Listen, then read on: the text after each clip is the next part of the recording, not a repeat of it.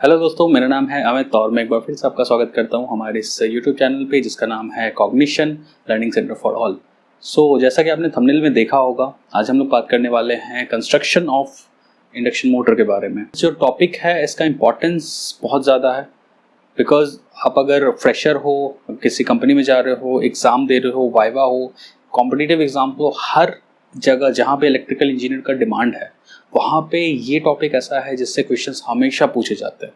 Induction motor, working of induction motor, construction of induction motor, losses, बहुत सारी चीज़ें हैं, वो सारी चीज़ें पूछी जाती हैं। आज हम लोग इस वीडियो में सिर्फ कंस्ट्रक्शन के बारे में पढ़ने वाले हैं। कंस्ट्रक्शन में हम लोग देखेंगे स्टेटर और रोटर के बारे में। जी, स्टेटर और रोटर ये दो टॉपिक है, ये आज हम लोग कवर करने वाले हैं। वर्किंग वगैरह बहुत सारी चीज़ें हैं, हम लोग इसको एक सीरीज़ में लेकर के चलेंगे और एक एक करके सारी चीज़ें कवर करते चलेंगे। ये वीडियो बहुत इंपॉर्टेंट होने वाला है आपके लिए। कंस्ट्रक्शन देखने से पहले सबसे इंपॉर्टेंट है, हम लोग जानते हैं कि इंडक्शन मोटर दिखता कैसा है। तो ये दो जो इमेजेस हैं वो आपने देखा रहेगा, या फिर आपने कभी इंडस्ट्रियल विजिट करा होगा, या फिर अगर आप किसी इंडस्ट्री में काम करते होगे, मैन्युफैक्चरिंग यूनिट में खास करके, तो आपने ये सारे मोटर्स देखा होगा। यही इंडक्शन मोटर, ठीक है। हम लोग इसके बारे में देखते हैं कि ये इतना वाइडली क्यों एक्सेप्टेबल है, इतना इसको वाइडली क्यों एक्सेप्ट किया गया है। The three-phase induction motor are the most widely used electric motor in the industry. They run at essentially constant speed from no load to full load. No load to full load कहने का क्या मतलब है? अगर ये induction motor है हमारा और हम लोगों ने यहाँ से जो आप देख रहे हो अलग अलग वायर्स हैं, इसको हम लोगों ने डायरेक्ट कनेक्शन दे दिया ऑफ कोर्स स्टार्टर के थ्रू, और हम लोगों ने यहाँ पे कुछ भी कनेक्ट नहीं किया, मीन्स नो लोड कनेक्टेड है, तो भी एक कॉन्स्टेंट स्पीड देगा। और अगर मान लेते हैं हम लोगों ने इस पर कुछ लोड कनेक्ट किया, let's say conveyor belt, conveyor system हम लोगों ने इस पे इंस्टॉल किया, या फिर नहीं तो लिफ्ट सिस्टम हम लोगों ने इंस्टॉल किया, अगर मान लेते हैं वो इसकी मैक्सिमम कैपेसिटी होगी, तो वो एक फुल लोड का कंडीशन बनता है। तो ये सारे कंडीशंस में, from no load to full load, पूरे कंडीशन में ये कांस्टेंट स्पीड दे सकता है, इसलिए ये इतना ज़्यादा वाइडली एक्सेप्टेबल है, ठीक है। Almost 80% of the mechanical power used by industries is provided by three phase induction motors because they are simple, rugged, low priced, easy to maintain and can be manufactured with characteristics to suit most industrial requirements. सबसे important चीज़ क्या है कि हम लोग इसको अपने according design कर सकते हैं। अगर हम लोग को रिक्वायरमेंट है, हम लोग अगर कोई इंडस्ट्री सेटअप कर रहे हैं और हम लोग के पास रिक्वायरमेंट है कि हम लोग 100 RPM का मोटर हम लोगों को चाहिए, तो हम लोग वैसा डिज़ाइन कर सकते हैं। अगर हम लोगों को 1000 RPM का चाहिए तो हम लोग वो भी डिज़ाइन कर सकते हैं। तो it depends on our requirement, उसके अकॉर्डिंग हम लोग वो डिज़ाइन कर सकते हैं। तो ये एक बहुत अच्छा बेनिफिट है थ्री फेज इंडक्शन मोटर के साथ। ऑफ कोर्स उसके अलावा इजी टू मेंटेन है, लो प्राइस है, रग्ड है, काफ़ी सिंपल कंस्ट्रक्शन होता है इसका, ठीक है। तो इसलिए भी ये बहुत ज़्यादा इतना एक्सेप्टेबल है, वाइडली इंडस्ट्रीज में इसको बहुत ज़्यादा प्रेफरेंस दिया जाता है। मोटर्स बहुत सारे हैं बट इनके पास जो फीचर्स हैं वो बहुत ही आउटस्टैंडिंग। कंस्ट्रक्शन वाइज अगर हम लोग बात करते हैं तो ये एक इमेज आपके लिए बहुत ही अच्छा इमेज है, जिसमें मैंने आपको हर एक पार्ट को बहुत डिटेल में खोल करके दिखाया कि क्या क्या चीज़ें उसमें इस्तेमाल की जाती है, और हम लोग इसको फिर डिटेल में भी पढ़ेंगे। सबसे पहले अगर इस एंड से आते हैं तो हम लोग देख रहे हैं फैन और फैन कवर है। अभी डाउट आएगा कि सर फैन की क्या ज़रूरत है।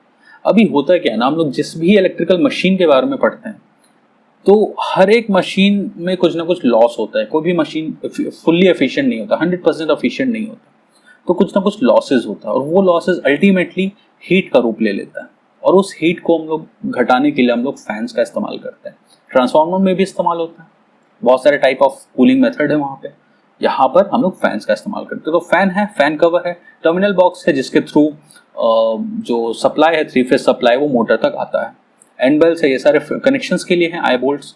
मोटर फ्रेम बहुत इंपॉर्टेंट, मोटर फ्रेम है, यहाँ आप देख सकते हो, ये एक कवरेज टाइप का दिख रहा है, ठीक है, बहुत हार्ड स्टील का। इसके अलावा क्या है, स्टेटर आयरन कोर। जो ये स्टेटर आयरन कोर है मोटर फ्रेम के अंदर जाता है, और ये जो आप अलग अलग कलर्स में देख सकते हो, ये क्या है, स्टेटर वाइंडिंग्स है, ठीक है, जिसमें हम लोग थ्री फेज सप्लाई देते हैं।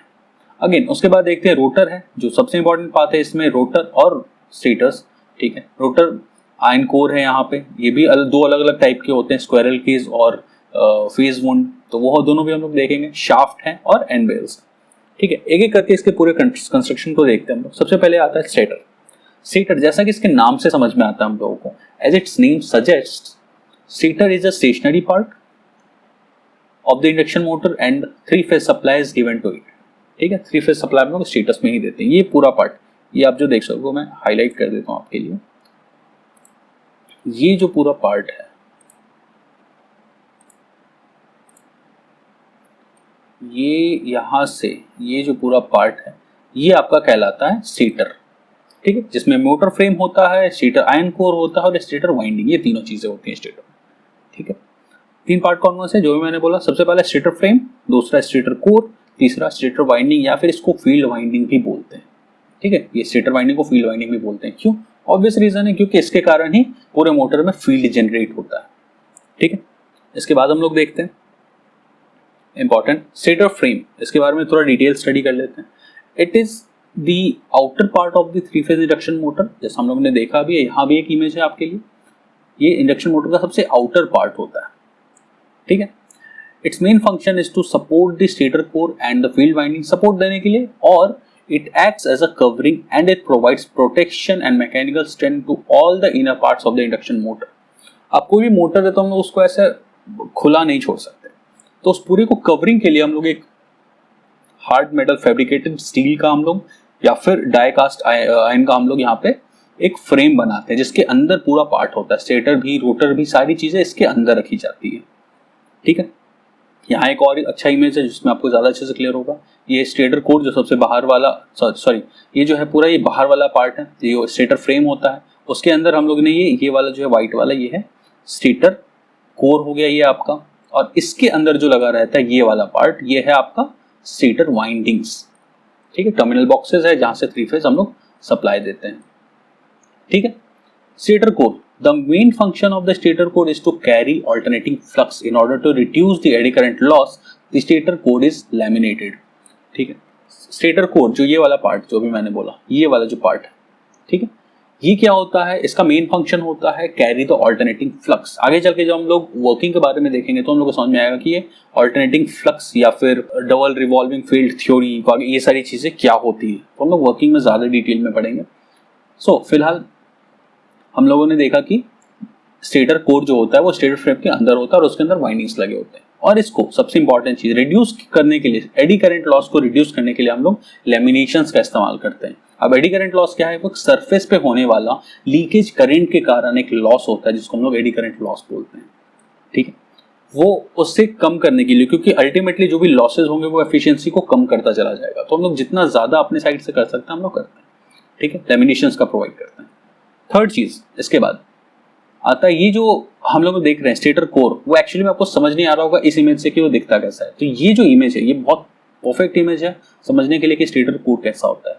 अभी देखिए, ये जो है, ये जो आपको ब्लू या फिर ये जो ग्रीन पार्ट दिख रहा है ना, ये एक्चुअली में क्या है, ये कोर्स है, इसलिए इसका नाम स्टेटर कोर बोला जाता है। हम लोग इसी कोर्स में, इसी स्लॉट्स में ना फील्ड वाइंडिंग्स को लगाते हैं।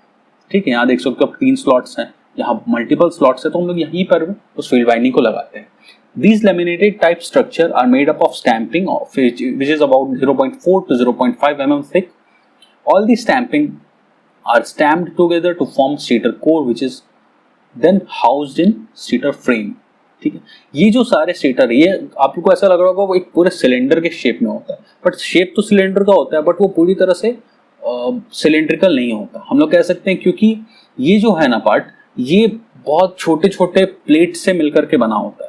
0.4 to 0.5 mm के थिक प्लेट्स होते हैं, बहुत पतले पतले से प्लेट्स, और हम लोग उसको अरेंज करते हैं आपस में और फिर उसको लेमिनेट करके एक सिलेंड्रिकल शेप देते हैं। ठीक है, उसके बाद जैसे ये यहाँ भी है एक एग्जांपल, ये जो स्लॉट्स देख रहे हैं आप, इस स्लॉट्स में क्या होगा, वाइंडिंग्स को डाला जाएगा। ठीक है, इसके बाद the stamping is made up of silicon steel से बनाते हैं, which helps to reduce hysteresis loss occurring in the motor. Again losses को रिड्यूस करने के लिए हम लोगों ने ये चीज किया। हिस्टेरेसिस लॉस पे मैंने एक और वीडियो बनाया है, आप वो वीडियो जरूर देख लेना, ऊपर आई बटन पे आपको सारे वीडियोस के लिंक मिल जाएंगे। ठीक है, इसके बाद देखते हैं स्टेटर वाइंडिंग या फिर फील्ड वाइंडिंग, जो बहुत इंपॉर्टेंट है। ठीक है, the slots on the periphery of the stator core of the three-phase induction motor carry three-phase windings. We apply three-phase AC supply to this three-phase windings. अभी देखिए हम लोगों ने देखा था ये जो बाहर वाला पार्ट था ये क्या था, हमारा मोटर फ्रेम था. इसके अंदर जो था वो था क्या, मोटर कोर. और उसके अंदर जो स्लॉट्स हैं ये देख रहे हो आप, ये स्लॉट्स में क्या डाला रखा है इसने, वाइंडिंग्स, फील्ड वाइंडिंग या फिर स्टेटर वाइंडिंग्स को लगा रखते हैं. और हम लोग इसी वाइंडिंग में टर्मिनल बॉक्सेस के थ्रू सप्लाई देते हैं, इसी supply. Okay, the three phase of the winding are connected either in star or delta depending upon which of the starting method we use. Correct. So अभी जैसे मैंने बोला कि हम लोग अलग अलग मेथड इस्तेमाल करते हैं. ठीक है, स्टेटर का जैसे कि अगर हम लोग बात करते हैं स्टार्ट करने के मेथड को लेकर के, तो स्टार्ट करने के बहुत सारे मेथड्स हो सकते हैं किसी भी मोटर को. हम लोग डायरेक्ट ऑनलाइन स्टार्टर का भी इस्तेमाल करते हैं. ठीक है, हम लोग ऑटो ट्रांसफॉर्मर्स का भी इस्तेमाल करते हैं, हम लोग स्टार टू डेल्टा कनेक्शंस का भी इस्तेमाल करते हैं. तो वो रिक्वायरमेंट पे डिपेंड करता है कि हम लोग किस टाइप के स्टेटर्स का इस्तेमाल करते हैं. ठीक है. Third point, the winding wound on the stator of three phase induction motor is also called field winding, जैसा अभी तक मैंने बोला. And when this winding is excited by three phase supply it produces a rotating magnetic field. Again मैंने जो बोला rotating magnetic field इसके working को बताता है, सो उसके लिए मैं एक अलग सा वीडियो आपके लिए बनाऊंगा. ठीक है. सेकेंड पार्ट आते हैं हम लोग का rotor. The rotor is a rotating part of induction motor. पहला जो हम लोग देखा था वो स्टेशनरी पार्ट था, जो सेकंड है रोटर वो रोटेटिंग पार्ट है. ठीक है, अभी आपको समझ में आएगा कि ये रोटेटिंग पार्ट कहाँ लगता है. ये देखो, ये वाइंडिंग यहाँ लगा हुआ है, ये स्टेटर कोर है, इसके बीच में अभी भी जगह खाली है. इस जगह में ही हम लोग क्या लगाते हैं, रोटर्स को लगाते हैं. देखते हैं आगे. Rotor is a rotating part. The rotor is connected to a mechanical load through the shaft. ठीक है, अब जैसे लोड्स किससे कनेक्टेड होते हैं, तो लोड हमेशा रोटर के शाफ्ट से कनेक्टेड होता है.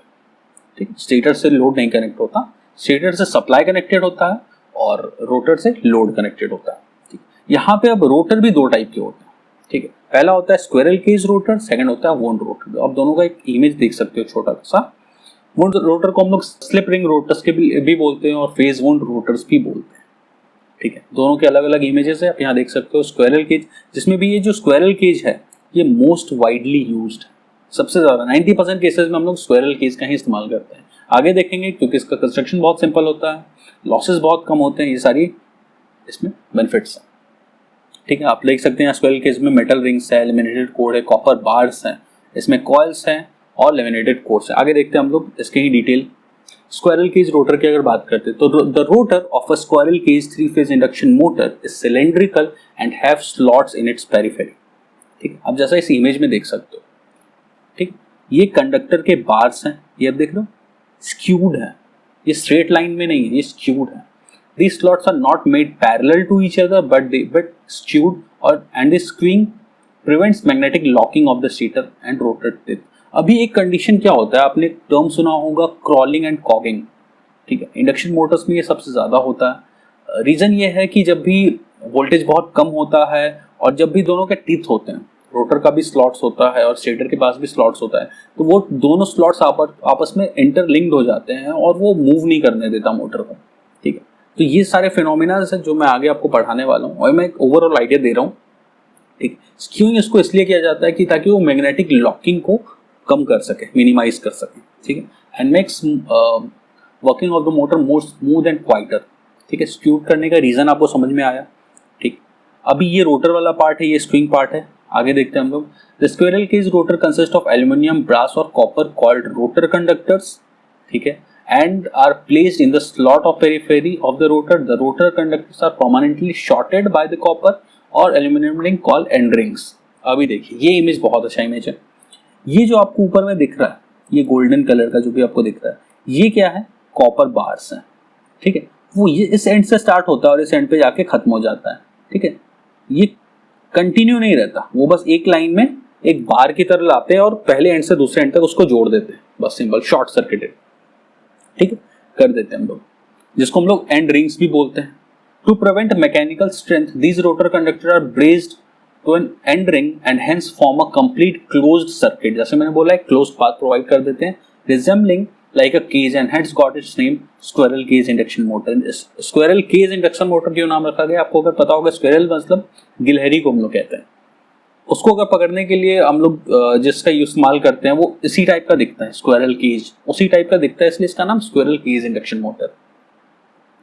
ठीक है, आगे है दूसरा पार्ट, बहुत सिंपल कंस्ट्रक्शन था उसका, स्लिप रिंग या फिर इसको वुंड रोटर या फिर फेज वुंड रोटर भी बोलते हैं।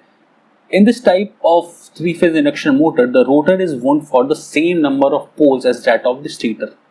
अभी हम लोगों ने ऊपर देखा पोल्स होते हैं, मैग्नेटिक फील्ड क्रिएट करने के लिए पोल्स का हम लोग इस्तेमाल करते हैं, तो जितने नंबर ऑफ पोल्स स्टेटर में होते हैं सेम नंबर ऑफ पोल्स हमारे रोटर्स में भी होते हैं। सो यहाँ आपको समझने के लिए सबसे इंपॉर्टेंट क्या है ना, आप ये जान लो कि जिस तरह का कंस्ट्रक्शन स्टेटर का होता है सेम उसी टाइप का कंस्ट्रक्शन रोटर का ही होता है स्लिप रिंग के केस में, स्लिप रिंग रोटर के केस में। इसके ऊपर जो हम लोग ने केस पढ़ा स्क्वायरल केज वो बहुत डिफरेंट है। ठीक है, उसमें अलग से रोटर बार्स होते हैं जो एंड टू एंड आपके शॉर्टेड रहते हैं, इसमें वो सीन नहीं है। इसमें हम लोग क्या करते हैं, इसमें भी हम लोग वाइंडिंग्स का इस्तेमाल करते हैं जैसे स्टेटर में करते हैं। ठीक है, इसलिए हम लोग यहाँ पे स्लॉट्स की बात करते हैं, नंबर ऑफ पोल्स की बात करते हैं। ठीक है, but it has less number of slots and has fewer turns per phase of a heavier conductor. इसलिए मैंने स्टार्टिंग में बोला कि ये जो पार्ट है ये इसको बहुत कॉम्प्लेक्स बना देता है। कॉम्प्लेक्स इसलिए क्योंकि इस रोटर में भी हम लोग वाइंडिंग्स का इस्तेमाल करते हैं, इसमें हम लोग नंबर ऑफ टर्न्स का भी ध्यान रखते हैं, कितना ज़्यादा है कंडक्टर, कितना हैवी हो रहा है। The rotor also carry star delta winding similar to that of stator winding. ठीक है, यहाँ आप देख सकते हो वुंड रोटर का एक स्लिप रिंग लगा हुआ है। अगर आपको डीसी का केस याद होगा तो वहाँ पे मैंने आपको स्प्लिट रिंग्स के बारे में बताया था। और स्प्लिट रिंग्स कुछ है तो ऐसा होता था, दो पार्ट सर्कल ही होता था बट बीच में गैप हुआ करता था, वो डीसी के केस में नहीं होता है। ठीक है, डीसी में वो गैप नहीं होता है, इसलिए उसको पूरा कंप्लीट रिंग या फिर स्लिप रिंग्स भी बोलते हैं। ठीक है, the rotor consist of numbers of slots and rotor winding are placed inside these slots. ठीक है, नंबर ऑफ स्लॉट्स अवेलेबल रहते हैं, यहाँ आप देख सकते हो ये बहुत सारे स्लॉट्स हैं। ठीक है, और ये सारे जितने भी रोटर के वाइंडिंग्स हैं, याद रखना स्लिप रिंग के केस रोटर्स में भी वाइंडिंग्स लगे होते हैं। ठीक है, as its name indicates three phase slip ring induction motor consist of slip rings connected on the same shaft of that motor. ठीक है, ये जो तीन फेजेस हैं, जो तीन अलग अलग स्लिप रिंग्स है, वो शाफ्ट से ही कनेक्टेड होता है, जो आप इस इमेज में भी देख सकते हो। ये स्प्लिट रिंग है और ये शाफ्ट है हमारा, ये एक दूसरे से कनेक्टेड है। ठीक है, the three end of three phase winding are permanently connected to these slip rings. The external resistance can be easily connected to the brushes, okay, and slip rings, and hence used for speed controlling and improving the starting torque of the induction motor. ठीक है, अभी हम लोग क्या कहते हैं ना, इसमें जो एक सबसे बड़ा ड्रॉबैक है वो है इसके एक्सटर्नल रेजिस्टेंसेस का होना। ठीक, एक्सटर्नल रेजिस्टेंस हम लोग इसके थ्रू कनेक्ट करते हैं ताकि हम लोग कंट्रोल कर सके स्पीड को। बट इस कंट्रोलिंग मेथड में प्रॉब्लम क्या है, इस कंट्रोलिंग मेथड में प्रॉब्लम है कि इसमें लॉस बहुत ज़्यादा होते हैं, क्योंकि हम लोगों ने रेजिस्टेंस का इस्तेमाल किया। दैट मीन्स इसके अक्रॉस वोल्टेज ड्रॉप बहुत होगा। वोल्टेज ड्रॉप का मतलब हीट बहुत ज़्यादा होगा, लॉस बहुत ज़्यादा होगा। ठीक है, इसलिए भी इसको बहुत कम इस्तेमाल किया जाता है। ठीक है, एक और इमेज है। ठीक है, मैं नेक्स्ट स्लाइड में दिखाता हूँ image. The brushes are use to carry current. जो भी ब्रशेज हम लोग इस्तेमाल करते हैं उसको हम लोग, वो क्या करता है, करंट को कैरी करता है, सेम जैसे डीसी में था, from the rotor winding and further connected to three phase star connected resistance. पहले डेल्टा से कनेक्टेड था, फिर वो स्टार से कनेक्टेड हुआ। ठीक है, at starting the resistance is connected to the rotor circuit and is gradually cut out the rotor pick up its start speed. ठीक है, क्या होता है, स्टार्टिंग में जो भी होता है रेजिस्टेंस ना, वो कनेक्टेड रहता है। स्टार्टिंग में हम लोग ज्यादा रेजिस्टेंस का कनेक्ट करते हैं ताकि कम से कम करंट जो है वो सप्लाई मिले रोटर को। When the motor is running, the slip ring are shorted by connecting a metal collar which connects all slip ring together, and the brushes are also removed. This reduces the wear and tear of the brushes. ठीक है, due to the presence of the slip rings and brushes, the rotor construction becomes somewhat complicated. Therefore, it is less used as compared to squirrel cage induction motor.